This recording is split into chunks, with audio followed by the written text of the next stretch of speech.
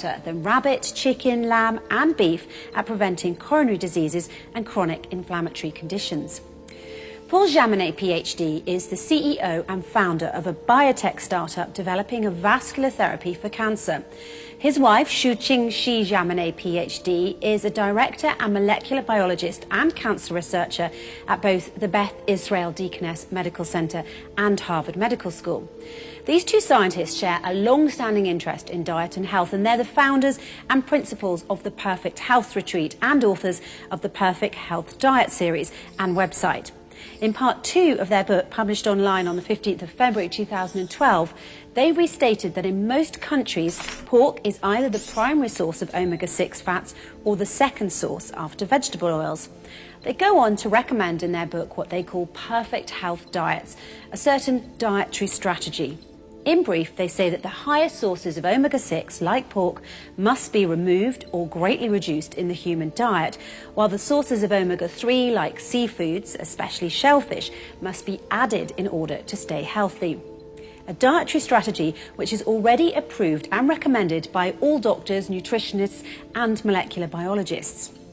An updated dietary strategy which was put by the Holy Quran to all Muslims more than 1400 years ago and which Muslims are ordered to strictly follow.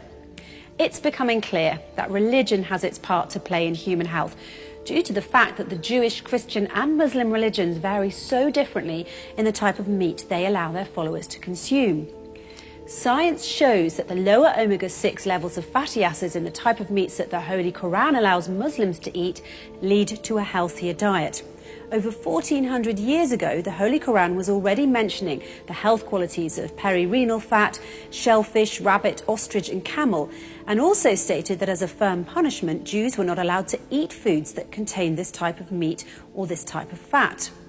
The Holy Quran says in chapter 4, verse 160, "We made unlawful for them, we deprived the Jews from certain good foods which had been lawful for them before because of the injustice which they had committed and because of their much hindering from the path of God, Allah's way." In chapter 6, verse 146, the Holy Quran also says, "We, God, forbade them, the Jews, the fat of the cattle and the sheep, except that which is carried on their backs or in the viscera or mixed with bones. This was a punishment we gave them on account of their rebellion."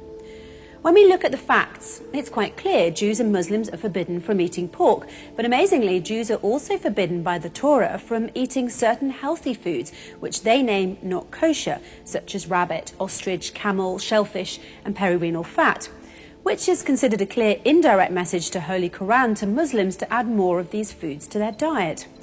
Christians can eat the same food that Muslims can eat, but they're also allowed to consume pork.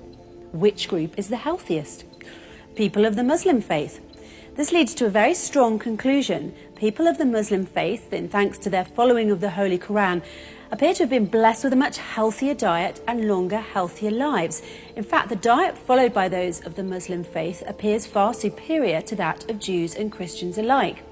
The reason is simple. The healthy human ratio of omega-3 to omega-6 fatty acids is a very tight window. If the balance is off, even by a small margin, disease and sickness result.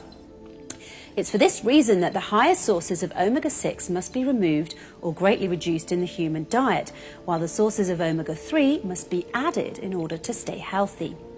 So it only makes sense that people of all religions move towards a diet that better reflects the diet in the Holy Quran, a superior, healthier human diet.